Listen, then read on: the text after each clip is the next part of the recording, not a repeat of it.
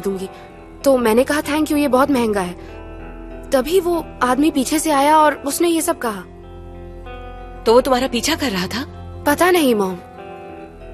और तुमने क्या कहा? मैं क्या कहती, मैंने कहा नो थैंक्स, मुझे नहीं चाहिए। तभी उसने वो बर्थडे गिफ्ट वाली बात कह दी। मैं इतनी डर गई थी कि मैं जल्द से जल्द वहां से निकल गई। तो तुमने उससे पूछा क्यों नहीं कि वो तुम्हें कैसे जानता था? आखिर वो मिला कहाँ था तुम्हें? उस समय मुझे पता नहीं, बहुत अजीब लगा। मैं बहुत ज्यादा डर गई थी, इसलिए मैं सीधे सीधे घर आ गई। उसके बाद भी उसने पीछा किया? नहीं, वो वहीं रुका था। I mean I am not sure, क्योंकि मैंने पीछे पलट कर देखा तक नहीं। वो तुम्हें जरूर जानता होगा, वरना ऐसी हिम्मत कोई भला क्यों करेगा जिमरे? ऐसा नहीं है। वो कैसा दिखता था? क्या उम्र रही होगी उसकी? लगभग 50 साल का होगा शायद। उसकी दाढ़ी भी थी और सांवला सा था, और उसके बाल ग्रे कलर के थे।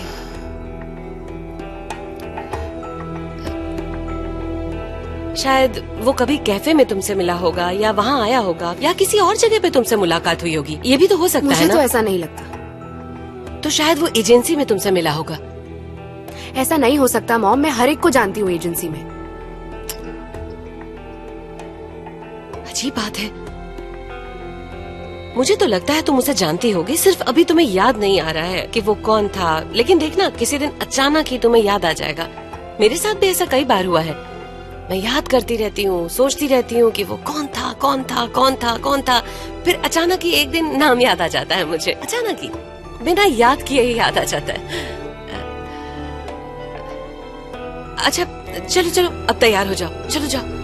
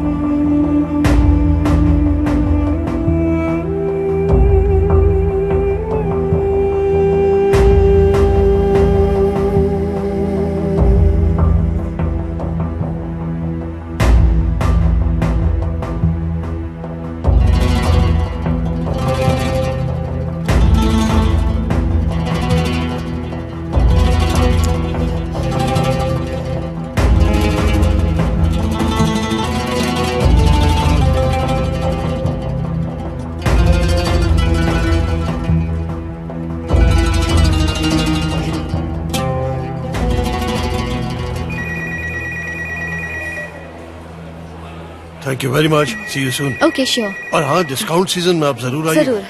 यहाँ आने का एक बार फिर शुक्रिया। मिस्टर काजिम, आपके लिए फोन है। किसका? किसी गुलतन जायाक का है।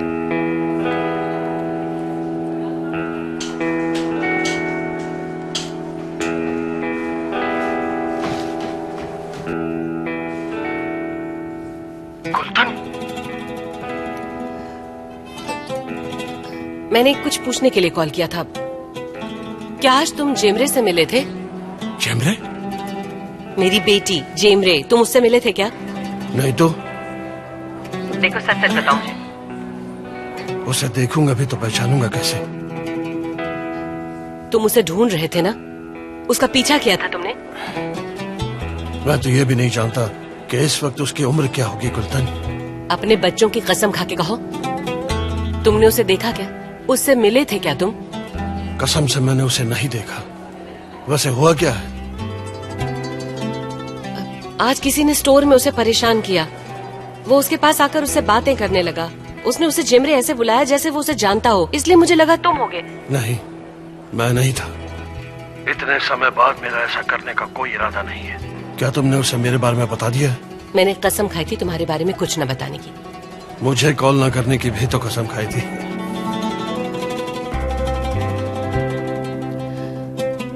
मजबूरी में करना पड़ा मुझे। मैंने सिर्फ पता करने के लिए कॉल किया कि मेरी बेटी को किसने परेशान किया। देखो गुलतन, हमारे रास्ते कब के अलग हो चुके हैं। उन रास्तों में कोई रुकावट ना हो तो बेहतर होगा। मुझे कोई शौक नहीं है बात करने का। जो भी हो, अब मुझे आराम से जीने दो। तुम कभी नहीं बदल सकते, कभी नहीं।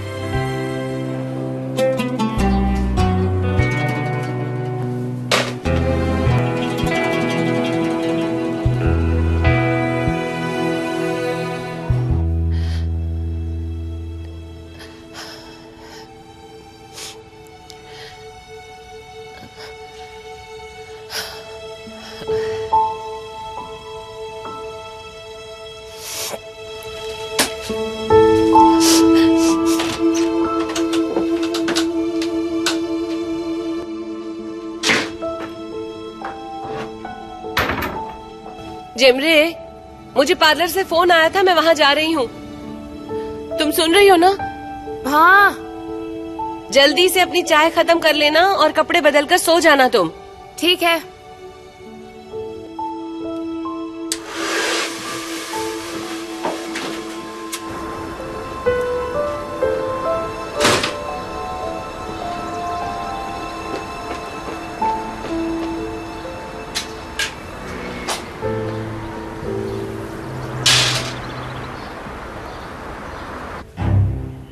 उसका कोई सामान बिकने से पहले ही पुलिस ने सब कुछ जब्त कर लिया था।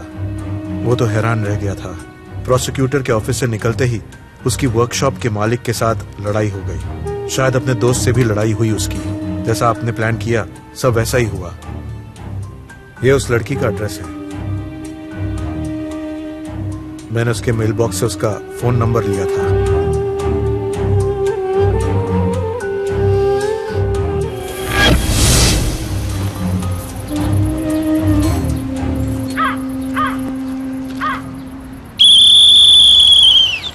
तुम सबका वक्त खत्म हो गया, चलो सब अंदर।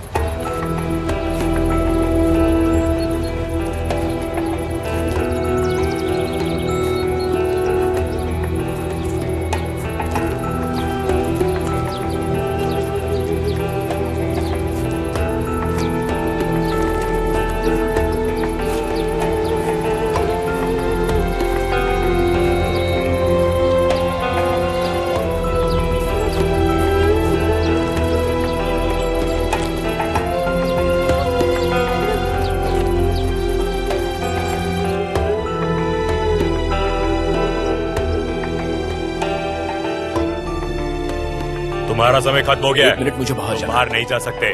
देखिए, मेरा कुछ जरूरी सामान गिर गया है। बिल्कुल नहीं, अंदर चलो, अंदर चलो। बस 1 मिनट।